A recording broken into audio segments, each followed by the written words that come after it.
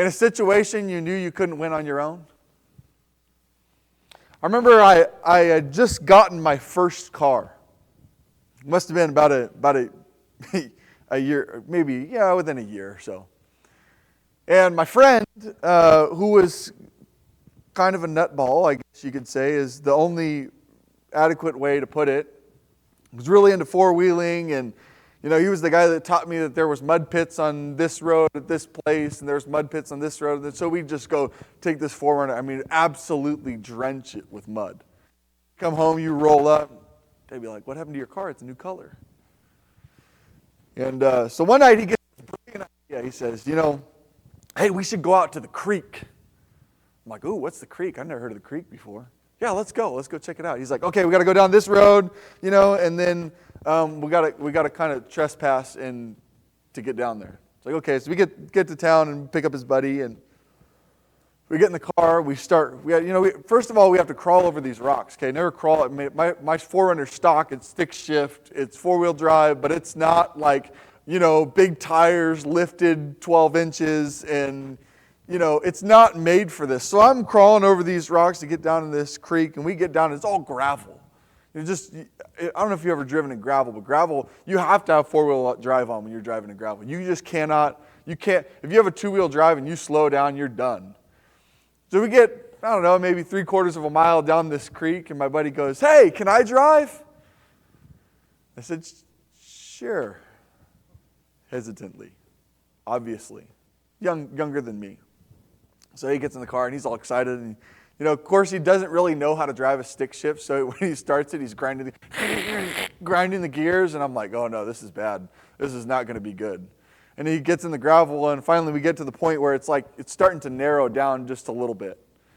And he sees this levee off to the left and decides, I'm going to go up on this levee. And mind you, when you're looking at it, it looks like a very gentle levee, okay? It's not like, when you look at it, it doesn't look like it's a face cliff. It looks kind of like, it's this nice gradual incline. It's just kind of, keeping water out. And we get up on this levee. And I'm sitting in the passenger seat of this car, and I'm looking down. It is a straight drop off, 8, maybe 10 feet down. I'm thinking to myself, if he goes another inch to the right, we're going to die. And we're driving down. He's driving fast. He's not driving slow, just slowly working his way. He's hauling. We're going like 35 or 40 miles an hour down this levee. You do dumb stuff when you're young, okay? Bob's looking at me like, what are you thinking? Yes, I know. I wasn't thinking. That was the problem, part of the problem. And then all of a sudden, we're going down this levee, and the car just, boom, stops. And I'm like, what did we hit? And this is what we hit, if you can see it. We're driving down this levee at 25 miles an hour, and the car comes to a complete dead stop. Now, you're probably thinking, how do we get out of that? That's what we were thinking too. How do we get out of this without totally flipping the car? Because as you can see in the picture, the running board's almost hitting the ground. The tire, if you back up, you're going to hit the nose and pull off the bumper. We're trying to find every solution in the book that we can possibly think of. How do we get out of this situation? First of all, we're probably not supposed to be down there. So if we call the cops, then we're going to get in trouble. We'll get a ticket or go to jail or something like that. I don't know. And second of all, if somebody sees us from the road, because I didn't say this, but the road's like 100, 150 yards from where this levee is. We're on top. We're right on the other side of a farm field. And so we're sitting there just racking our brains like, you know what? My buddy goes, hey, there's a burger shop right across the street. Why don't we go have a burger and then we can think about this a little more? So we're trying to find every solution that we can possibly think of. How can we get out of this without calling someone to help us? And finally, we came to the resolution that we just couldn't. So we called my other buddy who had a big truck, and he came down and he pulled us out. You see, sometimes we try to fix a problem we know we can't solve on our own. We do this too often. Too often do we try to fix a problem we know we can't solve on our own. We think maybe if we just work harder, maybe we just put in a little more effort, maybe if we just try a little harder, we can actually fix the problem. Guys, you like to fix things? But you can't fix everything. I know guys who can do that, but they are few and far between. Maybe if we work harder, we can fix our marriages. We can fix the problems that are within our marriage. Maybe if we work a little harder, we can fix our reputation, right? Maybe if we work a little harder, we can fix that guilt we're living with, that shame we're living with. Maybe if we work a little harder, if we read our Bible a little more, if we go to church and consume content just a little more, maybe we can fix our relationship with God too. You see the problem though? There are just some things we cannot fix. We can't fix without help. We can't fix. And when we come to that point, when we come to that crossroads, we've got to be consciously aware that there are just some solutions that can't be solved without God. There are some storms, brothers and sisters, that no amount of effort can calm. There are some things in life that you just can't fix on your own. So here's where we are in the story of Jonah. We're in the same predicament. They're in a storm. I just want to give you a visual of this, okay?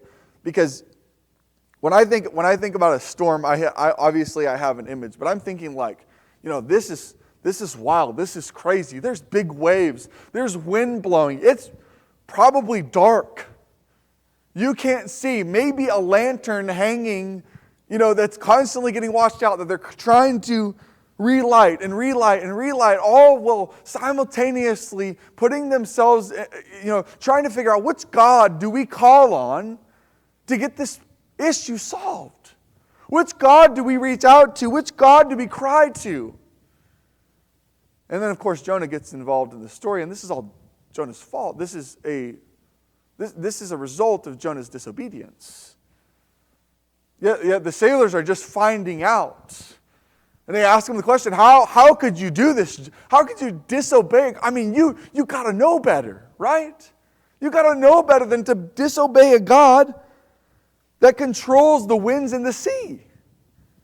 What are you thinking? You got on a boat and your Creator controls the winds and the sea? Not to mind you, there's this unparalleled amount of fear. I mean, you got to put yourself in their shoes for a moment. You think your ship's going to break apart. You think that the world's beginning to end. At least your world is ending. I'm going to die. What is the solution for this problem? You see, this is what the sailors are trying to figure out. This is what they reply to Jonah. What should we do to calm, that the sea may be calm for us? Nobody wants to sail in the rough seas. There's a large amount of fear. We're looking for a solution. We're constantly looking for solutions to problems that we're dealing with. What can we do? I mean, this is a question we all ask, right? What do we do? What do we do when we can't control what's around us? I mean, when we can't control what's around us, we're like, okay, I'm going to fix this. I'm going to do this. I'm going to go this direction. And maybe I'll just pull away from this. And maybe I'll just insert myself into this. And then maybe that'll fix the problem. And then you do that so much, you start to get exhausted.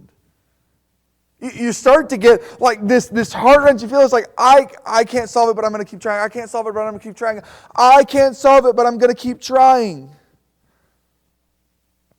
And then the solution. Because it's not getting any better. For the sea was becoming increasingly stormy. It's not getting any better. What do we do to make the seas calm? But he gives them the solution. Pick me up and throw me into the sea. Then the sea will become calm for you. Now, what person in the room would say, okay, yeah, hey, if it works, like, hey, we say that all the time, right? Hey, if it works, it's not perfect, it's not ideal, it wasn't what I was thinking of, but hey, if it works, right? And he gives them the solution, pick me up and throw me into the sea, but what we don't notice, this is a great storm, and this is the dilemma if you have any kind of morality in you. Like, he's just saying, like, kill me, like, throw me over the sea, like he's not going to get out of this. Throw me into the sea. And then watch the sailors' effort in verse 13. Watch their effort. They don't just say, okay, we're going to throw you over, Jonah. That's it, you're done. They rowed desperately. Desperately. This is not something that they're just like, okay, well, we'll get a little further over to this point, and then we're going to drop you off, and then you can just swim to land, okay? No, this is desperation. This is sweat, and they are sweating, and they are wet with rain and water. And they are so, imagine you're just in this storm and it's going against you. How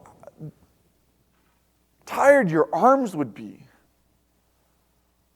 These are strong men too. These are not, these are not weaklings. These are strong men. They do this for a living. And they're rowing and rowing and rowing and rowing constantly against this shore in desperation to get to land. How much effort, how many hours did they put into, we got to save this guy. We got to get out of this storm. We got to push our way through this. But only to realize that they couldn't do it. It's a situation every one of us finds ourselves in. I'm rowing and I'm rowing and I'm rowing and I'm trying and I'm trying and I'm trying and I'm pushing and I'm pushing and I'm pushing and I'm pushing and I can't do it. I can't do it. I can't get myself out of this. I can't.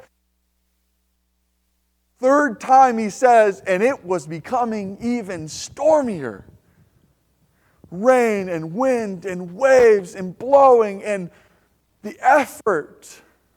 I'm just thinking about this, it's like, man, if I was in a rowboat, think about that. You're in a storm. You're almost doomed. Yeah, this is a bigger ship, but you're doomed. Man, a rowboat? But what they're trying to do, and what we need to notice about this passage, they're trying to save Jonah. They think that their effort can save this individual. And it makes me wonder how many of us think that our effort maybe in and of our own lives and the people in and around our lives, how much effort do we put in to try to save other people when we're not the ones that do the saving? Not of ourselves and not of the people around us. We have a message that goes out to the entire, that can impact the lives of the most desperate people in the world. People who have done things to themselves that they cannot undo. And the gospel reaches them, they receive it, they're immersed into Christ for the forgiveness of their sins. And that is the saving work of God, a message. Not a miraculous event, although to some degree it is slightly miraculous. But the effort is not on our shoulders, and we don't have to bear that effort alone. You get tired, you get worn out, you get bored, you get rejected. You're like, man, why am I even trying? You see, but that's not what these men do. And the beautiful thing about this, the beautiful thing is that they realize, I've got to submit, I've got to surrender. Maybe Jonah's answer is the solution for me. So then here's what they do. Here's what they do. They called on the Lord. We can't do this. The same Lord that was revealed to them when they cast lots. The same Lord. Hey, look, Jonah, we called on your God. You've done something wrong here. What's the solution? Throw me overboard. Because Jonah wants to die. Jonah doesn't want to answer his call to Nineveh. Jonah doesn't want to go there. To some degree, he doesn't trust. But then again, we can think to ourselves, like, how often does God call us to do something and we don't trust? How often does God call us to live a certain way and we don't trust? Well, because we're trying to fit in, we're trying to swim with the stream, we're trying to not stand out, we're trying to... But they called on the Lord.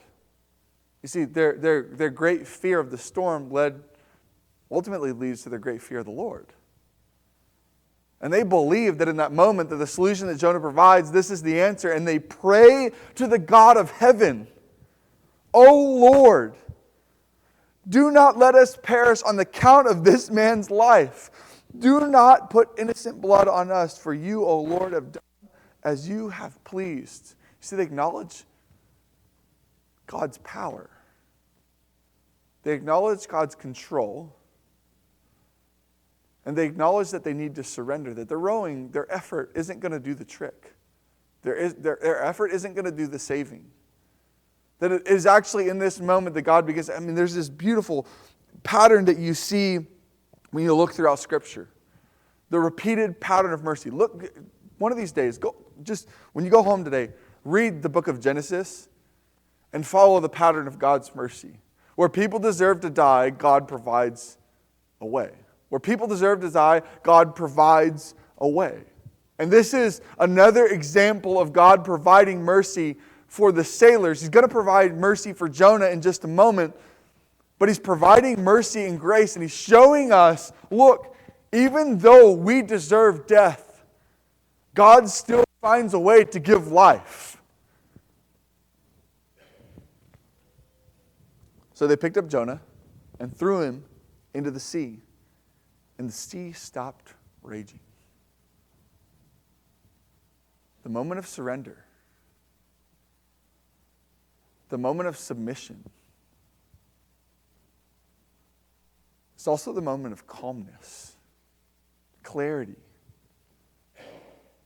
You remember the solution you found to that problem? That you didn't know you had?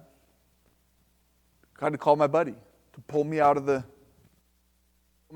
only way we could have got that car out was putting a tow rope on the back hitch and pulling it out to the right and then backing it up so we didn't damage the bumper, we didn't damage the running boards.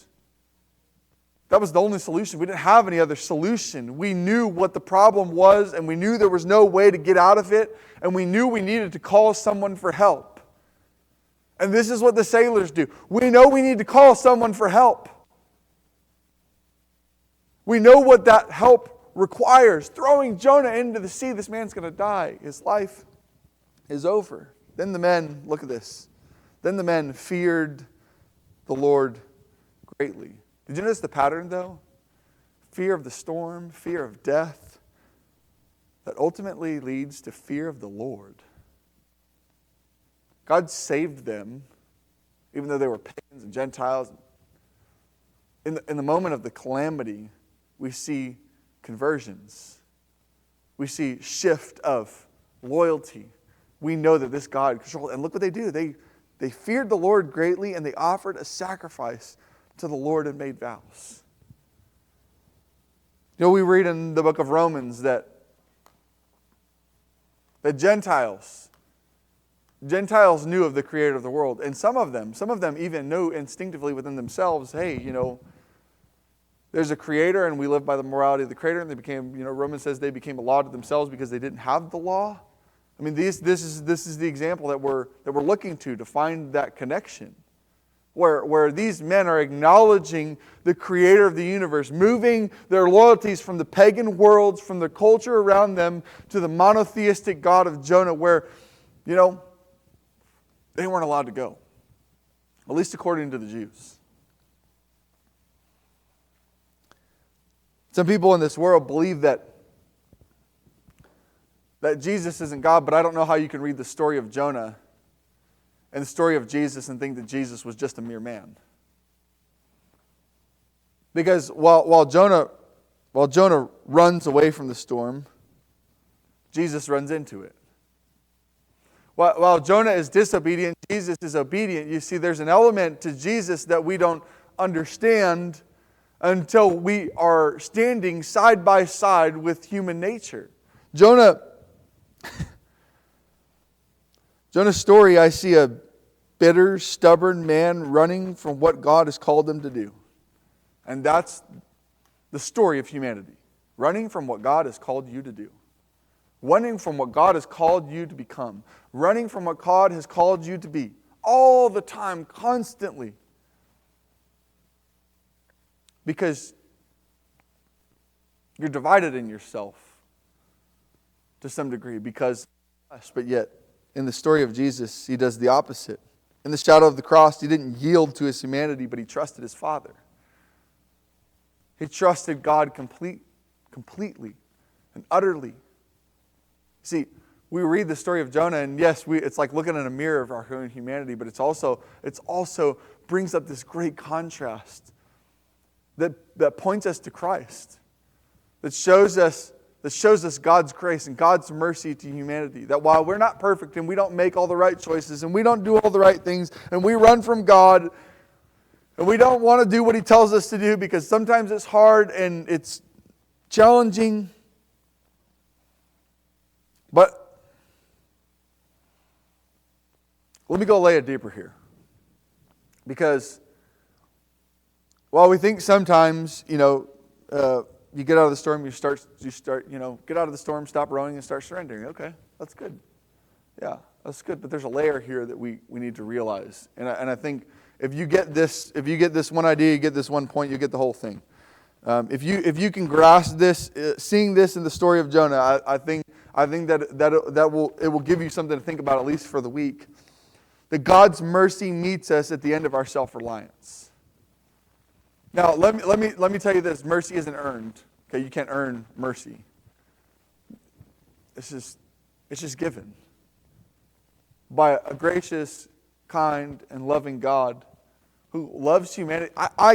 You try to think about, well, how much does God love humanity? I can't really wrap my mind around that. You can't really fathom the whole unconditional love of God. And it's challenging for us, but this is comforting. That the mercy of God meets us when we finally surrender from what we realize we cannot control. It meets us in the moments where it's like, man, if you just stop and give it up and give it over, it could be anger and lust or grudges or jealousy or envy. It could be many of those things you're holding on to, you're harboring in your heart.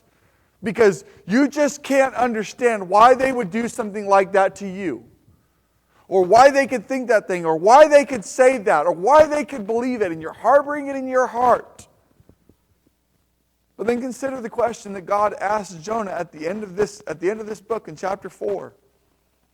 He says, "Is it good for you to burn with this much anger this long?" In other words, Jonah, what are you harboring? What are you holding on to? What are you not letting go of? You want to see God's mercy really work in your life, God's grace really work in your life? Let it go. Give it up. Stop holding on to something that you ultimately can't control. You ultimately cannot fix. And allow God's mercy to work in your life. So let me ask you this. I'll leave you this question. Because I think it paints a picture for us that, at least in my mind, why are we still rowing? Why are you still rowing? Some of us have been rowing for years. Rowing to our own salvation. Rowing through our relationships. Rowing through our trials. Yes, the point is, you gotta try.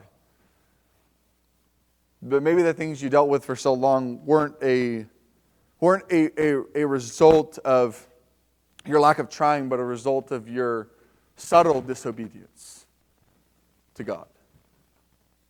Your quiet disobedience to Jesus.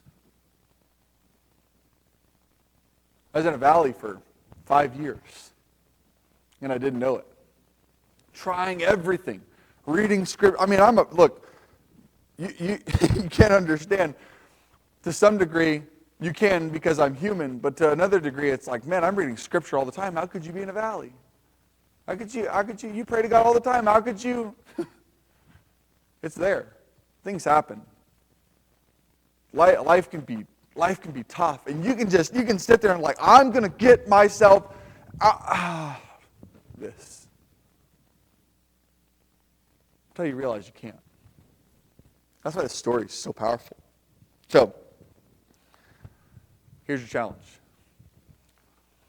Identify your oar. Identify the one oar in your life that you keep rowing that you're not willing to let go of. Maybe it's control, maybe it's pride, maybe it's guilt, maybe it's fear, but I want to encourage you, just lay it down before the Lord. Because God's mercy isn't found at the end of your effort. It's found at the end of your self-reliance. It's found at the place where you finally surrender. It's found at the place where you lay it all at His feet. just want to encourage you this morning, if you have a need, if you need prayer, if you're ready to give something up that you've been holding on to for a long time and you realize this morning that it's holding you back,